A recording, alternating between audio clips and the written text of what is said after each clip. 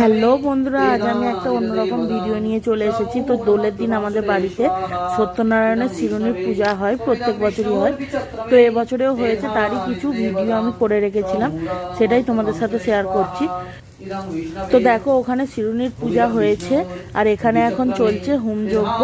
তো হোমযজ্ঞ ঠাকুরমশাই করছে। ওদিকে আমার বাবা, পিসিমণিরা আছে, মা আছে, কাকিমা, পিসমশাই, মানে সমস্ত লোকই আছে।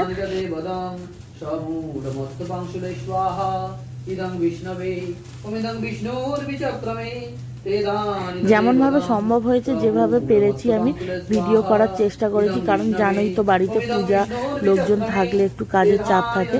তো ওদিকে হরিনামও হচ্ছিল, সেই ভিডিওটাও আমি কিছুটা নিতে পেরেছি। তো আমি সেটাই তোমাদের সাথে শেয়ার করছি। তো ভিডিওটা দেখতে থাকো, আশা করছি ভালো লাগবে। তো এখানে দেখো, পরের দিন সকালে এখানে হচ্ছে কিছু মাতাজি এবং প্রভুরা ছিল, আরও আদার্স আমাদের পাড়ার আশেপাশের লোকজন ছিল। তো এখানে হচ্ছে মেন যে আশ্রমের প্রভু আছে, উনি কিন্তু এখন শ্রী ভগবত গীতার বাণী আমাদেরকে পাঠ করে শোনাচ্ছেন। তো আমরা সেটাই শুনছিলাম এবং আমি যতটা পেরেছি ভিডিও করে রেখেছি। আশা করছি তোমাদেরও ভালো লাগবে। ভালো লাগলে একটা লাইক করে দিও, কমেন্টস করে দিও এবং আমার চ্যানেলটা সাবস্ক্রাইব করে দিও।